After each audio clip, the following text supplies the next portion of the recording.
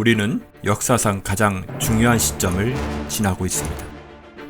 하나님께서는 하나님의 일을 하시기 전에 사람을 준비시키셨음을 우리가 알고 있습니다.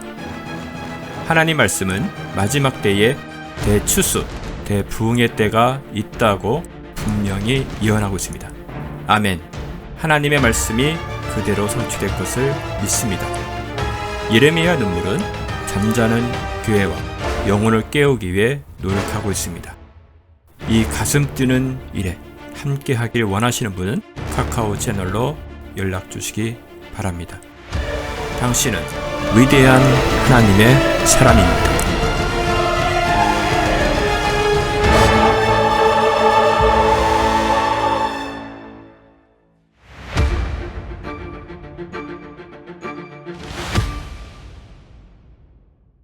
자, 요한복음 6장 37절부터 41절까지 다 같이 시작. 아버지께서 내게 주시는 자는 다 내게로 올 것이요 또 내게 오는 자는 내가 결코 쫓아내지 아니하리라. 이는 내가 하늘에서 내려온 것은 내 자신의 뜻을 행하려는 것이 아니요 나를 보내신 분의 뜻을 행하려는 것이라. 이것이 나를 보내신 하나님의 뜻이니 즉 그분께서 내게 주신 모든 사람을 하나도 잃지 않고 마지막 날에 다시 살리는 것이라. 또 이것이 나를 보내신 분의 뜻이니 아들을 보고 그를 믿는 사람은 누구나 영생을 얻게 하려는 것이라. 그러나 내가 그를 마지막 날에 살리리라고 하시더라. 그때에 유대인들이 주에 관하여서 수군거리니 이는 주께서 말씀하시기를 나는 하늘에서 내려온 빵이라고 하셨기 때문이라. 아멘. 이스라엘 백성들은 지난날 구약 성경을 통해서 광야에서 하나님께서 만나를 내려주셔서 그것을 먹고 광야 생활을 지내왔다라는 것을 잘 알고 있죠. 예수님은 오셔서 모세를 통해서 이스라엘 백성들에게 주었던 그 만나, 오늘 여기는 떡이라고 표현하고 있는데 그걸 이야기를 하면서 그들에게 너희들이 마치 광야에서 하늘에서 내려온 떡, 이게 이제 포인트예요. 하늘에서 내려온, 이게 이제 좀 중요한 이야기거든요. 그런 것처럼 나도 하늘에서 내려온 떡이다. 그래서 나를 먹고 마시고 내 피를 먹고 마시는 자마다 영생이 있고 생명을 얻게 된다. 이렇게 설명을 했더니 제자들은 알아들어. 근데 그 제자들 중에서도 많이 떠나갔어요. 근데 이 많이 떠나간 제자들은 나중에 다시 돌아올 겁니다. 그래서 제자라고 표현하는 거예요. 그런데 전혀 엉뚱하게 이제 알아듣는 사람도 있었죠. 야, 너가 요셉의 아들이라는 걸 내가 뻔히 알고 있는데 네가 어떻게 하늘에서 내려온 떡이냐? 야, 정말 이 말은 어렵도다. 알기 힘들다. 이렇게 얘기했던 사람들도 있었죠. 그러니까 사실 이 얘기를 했을 때 여러 종류의 사람들이 있었다는 것을 우리가 알 수 있어요. 하나는 뭐예요? 제자들이에요. 그래서 이 제자들은 이 말을 하고 난 뒤에 67절에 보면 예수님이 이런 질문을 하세요. 그러므로 예수께서 열둘에게 말씀하시기를 너희도 가랴느냐? 이렇게 물었어요. 그랬더니 시몬 베드로가 대답하기를 주여 우리가 누구에게로 가오리까? 주님께는 영생의 말씀이 있나이다. 하여튼 베드로는 대답은 정말 잘하죠. 그죠? 신앙 고백도 잘하고 대답도 잘하고 참 그렇습니다. 이런 성향들이 있긴 해요. 근데 똑같은 이야기를 했는데 야 이게 무슨 말이냐 어렵다 이렇게 하는 사람도 있고 이 말을 알아듣고 영생의 말씀이 주께 있습니다 라고 이렇게 고백하는 사람들도 있고 예수님을 따라다니겠다고 온 제자들도 이 말은 지금은 내가 못 알아듣겠다 하고 가는 사람들도 있고 그러니까 이렇게 여러 부류들이 있더라라는 것이에요. 여기서 우리가 좀 찾아볼 수 있는 것은 이런 이야기들이거든요. 자, 한번 24절부터 한번 보십시다. 그러므로 우리 무리가 예수나 제자들이 그곳에 없는 것을 보고 그들이 배를 타고 예수를 찾으려 가버나움에 갔어요. 이게 처음에 영생의 말씀이 예수님께 있다라고 알고 출발한 게 아니라 예수님을 찾으러 가버나움에 갔는데 왜 찾으러 갔느냐가 그 뒤에 나와요. 자, 그들이 바다 건너편에 주를 만나 말씀드리기 랍비여 언제 여기에 오셨나이까? 라고 하니 예수께서 그들에게 대답하시어 말씀하시기를 진실로 진실로 내가 너희에게 이르노니 너희가 나를 찾는 것은 지금 아까 찾으러 왔다 그랬잖아요. 근데 찾으러 온 것이 뭐 때문에 왔다고요? 기적을 보았기 때문이라. 빵을 먹고 배부른 까닭이라. 라고 이렇게 말씀하죠. 그러니까 지금 예수님은 자기가 영혼의 빵이고 영생의 빵이라고 빵을 소개하고 있는데 이 사람들은 먹는 빵으로 그렇게 오해를 하더라는 거예요. 그러니까 우리가 예수님을 오늘 영생의 그러니까 빵이 지금 말씀이 됐잖아요. 아까 그 베드로의 고백대로 하면. 그죠? 그 빵이 그 영생의 말씀이 되었고 영생의 말씀이 주께 있사오매 내가 어디로 갑니까? 라고 예수님을 다니기로 결정을 했지만 처음에 우리가 이렇게 예수님 앞에 들어오는 이 접근 방법은 찾으러 갔는데 영생의 빵인 예수님을 찾으러 간 게 아니라 손에 들어있는 빵을 찾으러 갔다가 영생의 빵을 만난 거예요. 우리가 한번 믿었던 경로들을 한번 보세요. 여러분들 딱 교회에서 설교하자마자 아 저건 영생이구나. 저건 생명이구나. 그래서 주님이 딱 앞에 서서 너희도 가려느냐? 영생의 말씀이 주께 있으면 이렇게 얘기한 사람이 여기 한 명도 없다 이 말이에요. 교회가 이런 줄을 알고 온 사람이 누가 있냐 이 말이죠. 그러나 하나님께서는 그렇게 출발하는 것이 똑같은 이 말을 설명을 했을 때 못 알아듣는 사람이 있고 그걸 하나님께서 알아듣게 해줘서 야 이게 지금 모든 말씀이 그래서 여러분 이런 걸 느끼지 않으세요? 예수님 만나고 난 이후에 예수님 만나기 이전에 제일 읽기 싫고 힘든 게 성경책에 돈을 주고 읽으라 그래도 읽기가 힘들어요. 왜냐하면 다른 얘기들은 뭔가가 보면 이야기 스토리가 자 이렇게 진행이 되고 그 다음 사건이 나오고 또 이렇게 읽을 재미가 있는데 이 도대체 무슨 이야기를 하고 있는지 오늘 여기 그죠? 이 지금 사람 너 요셉의 아들이 뭔 소리 하는 거야? 이렇게 얘기하는 것처럼 알아들을 수가 없는데 이상하게 우리가 알아들어지고 믿어지고 이 세상에 어떤 책보다 바꿀 수 없는 성경이 되었고 우리 인생의 방향을 바꿔놓고 우리의 삶의 목적을 바꾸는 책이 되어버렸지 않습니까? 근데 그 시작이 처음부터 여러분들이 이만한 가치를 가지고 성경을 본 것은 아니었다는 거예요. 이렇게 시작해서 그래서 너희가 먹고 배부른 까닭이라 라고 하면서 예수님은 이제 이 예수님의 그 말씀의 양식이 뭔지를 이렇게 썩을 음식을 위해서 일하지 말고 영생에 이르는 음식을 위하여 일하라.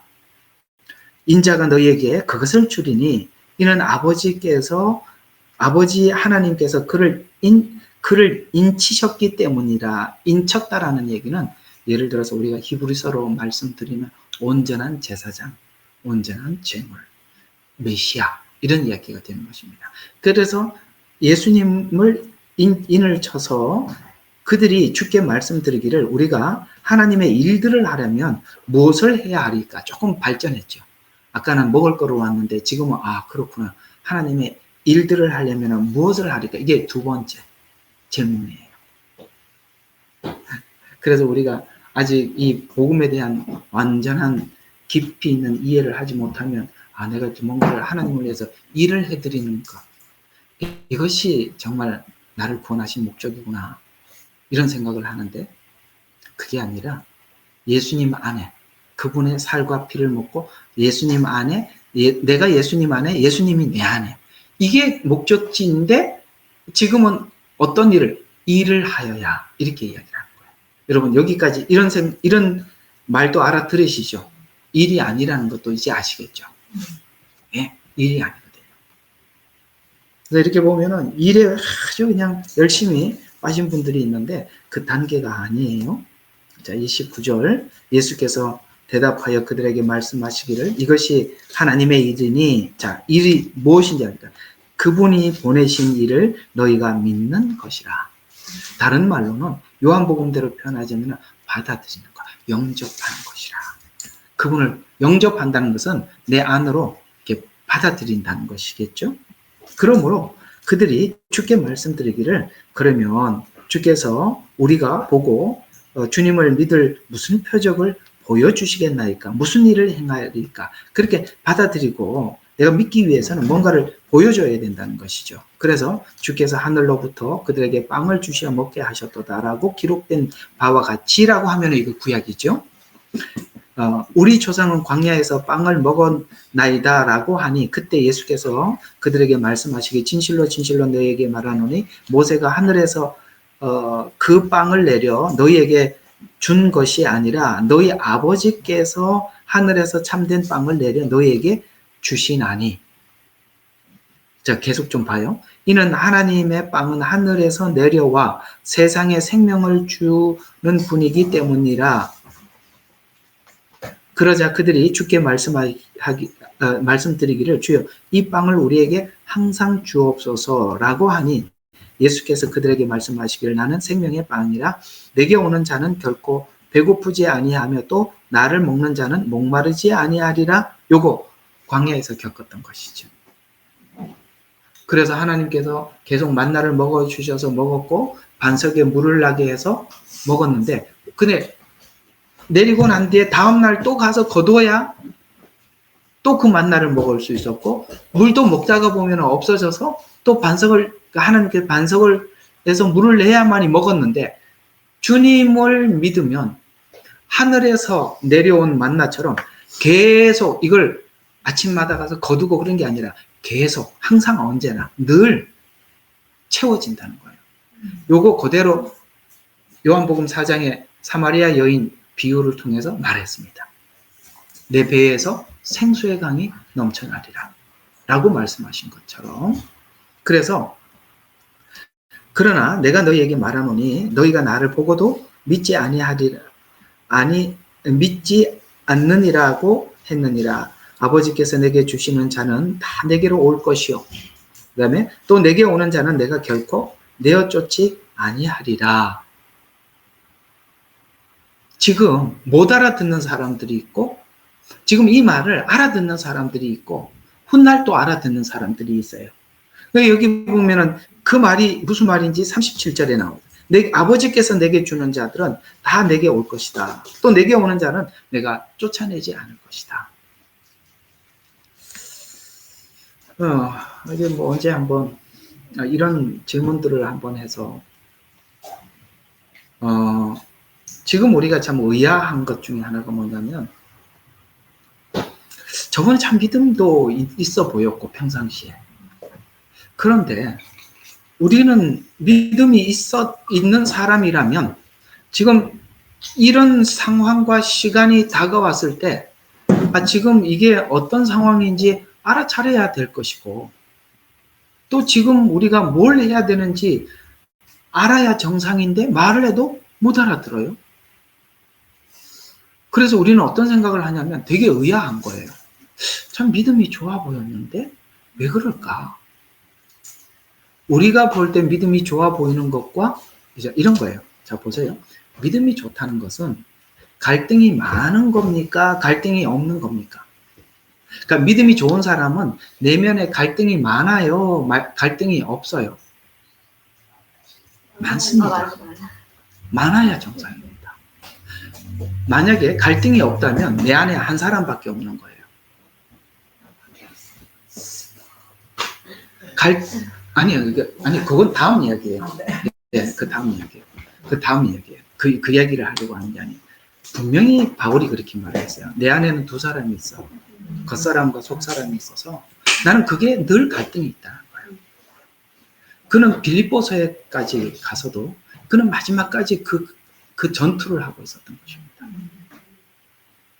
우리는 육신의 사람과 속사람이 둘이 있어요. 이게 갈등을 못 느끼는 것은 마취가 되었던지 아니면 한 사람밖에 없던지 뭔가가 잘못된 겁니다. 굉장히 종교적이고 율법적이면 갈등이 없어요. 그거는 성경에서 아니라고 이야기하는 것입니다. 우리는 내 안에서 당연히 선한 싸움을 싸우는 거예요. 싸움이라는 것은 혼자 있는데 누가 싸우겠어요? 둘이 있기 때문에 싸우는 거예요. 예.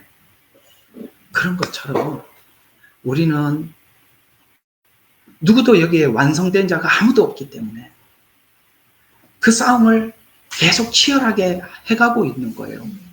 그게 내가 싸움이 끝났다고 생각하는 순간 여러분들은 그냥 도태하는 겁니다. 아셨습니까? 우리는 여기에 완전한 사람이 아무도 없고요. 완전해 보여도 누가 봐도 완전하지 않는데 자기가 완전하다고 자꾸 가고 있는 거예요. 이해가 가시죠? 그래서 아무 생각 없이 할렐루야 하고 다니는 분들 믿음이 좋아 보여도 우리 생각해 봐야 돼요. 그렇지 않아요. 왜 사도들이 그렇게 끝까지 마음에 그렇게 하겠습니까? 그러나 그것을 딛고 일어나고 일어나서 그들은 정말 누구도 우리 모두가 정말 내가 그리스도를 본받는 것처럼 너희는 나를 본받으라라는 말들이 그가 얼마나 많은 싸움을 싸우고 그 자리에 올라가서 우리에게 권하는지 우리는 알고 있잖아요. 그래서 여러분이 속에 일어나는 갈등이 나는 믿음이 없나? 라는 것이 아니라 싸움이 치열할수록 여러분들은 더 속도를 내고 있다는 걸 아셔야 됩니다. 이게 가끔씩 싸우고 있구나 라고 생각하는 것은 그만큼 신앙이 게으르다는 거예요. 우리가 잘하면 잘할수록 작은 일 앞에서도 예민하게 싸움이 치열하다는 걸 느끼게 되는 거거든요.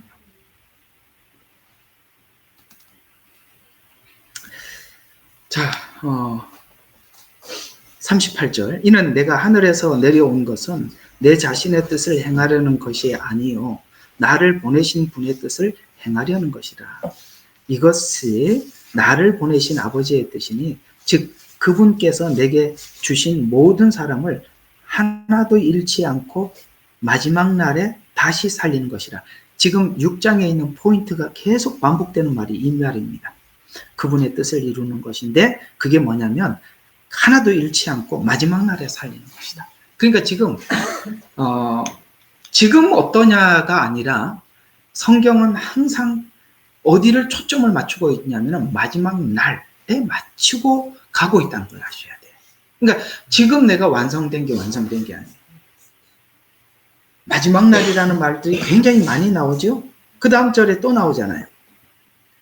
이것이 나를 보내신 분의 뜻이니 아들을 보고 그를 믿는 사람은 누구나 영생을 얻게 하는 것이라. 그리고 내가 그를 마지막 날에 살리리라고 하더라. 항상 종말론 쪽으로 가는 거예요.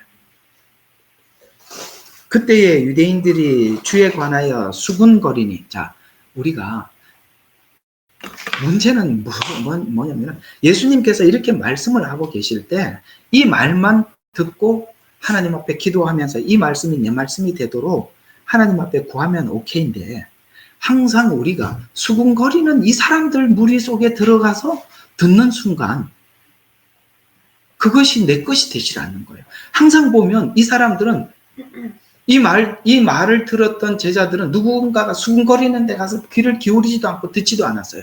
계속 예수님의 말씀만 듣고 있다가 너희도 가랬느냐라고 물었을 때 영생의 말씀이 주께 있는데 내가 어디에 가겠습니까? 이렇게 고백을 했는데 꼭 이런 얘기를 들고 야 이건 뭐 논리적으로 너무 맞지 않잖아.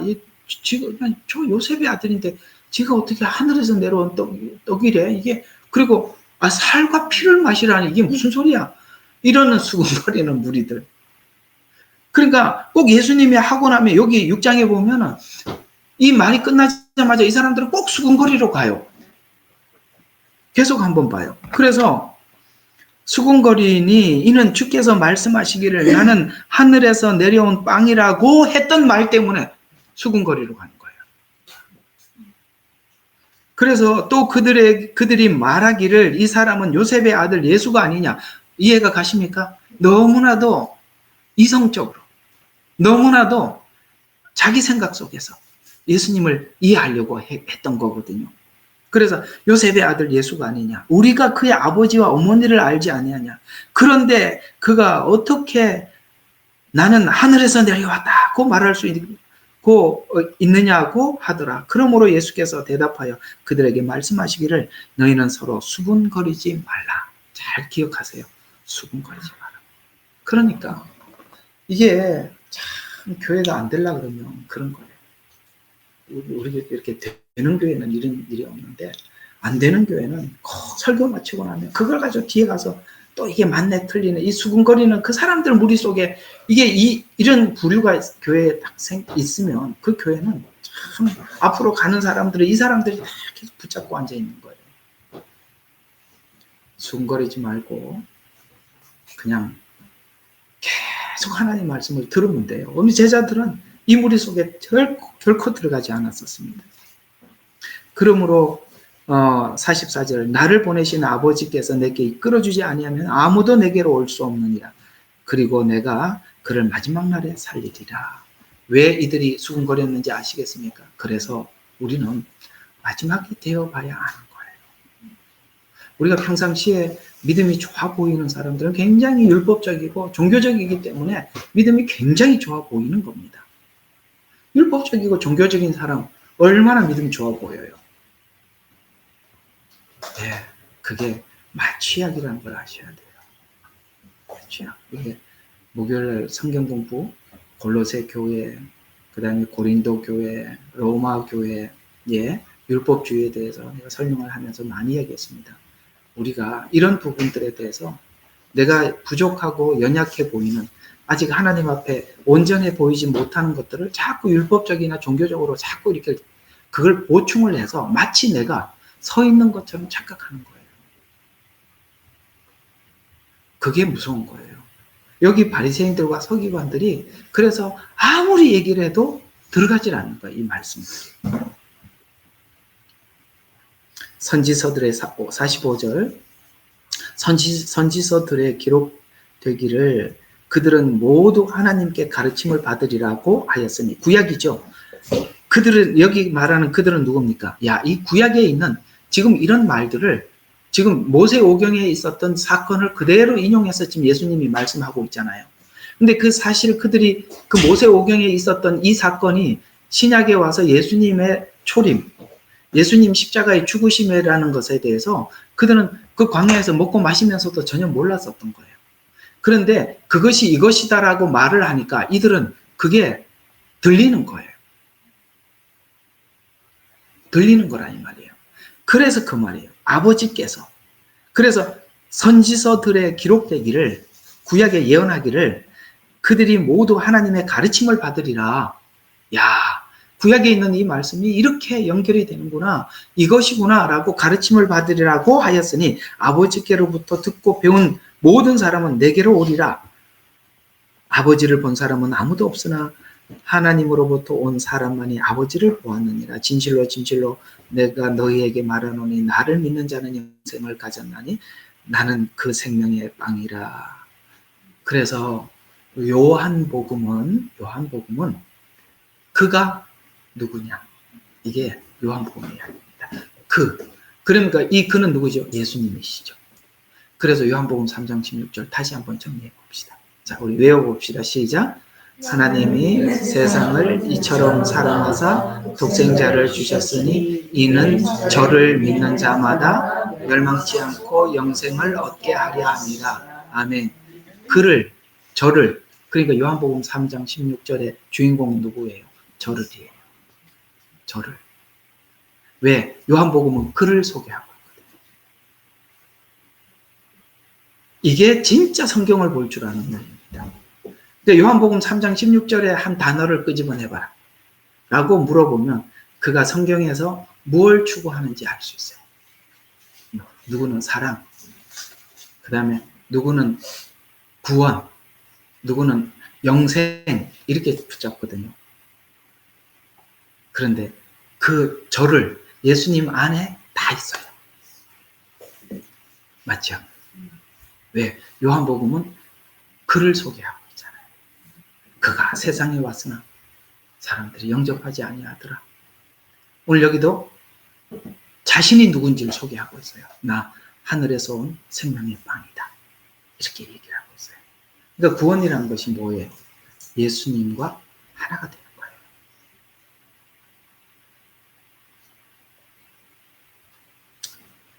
자, 계속 52절 쭉 지나가서 그때 유대인들이 자기들끼리 다투어 말하기를 어떻게 이 사람이 자기가 살을 우리에게 줘먹고 다 어려운 이야기들이니까 이야기 나올 때마다 야, 이게 어떻게 하늘에서 내려온 빵이냐.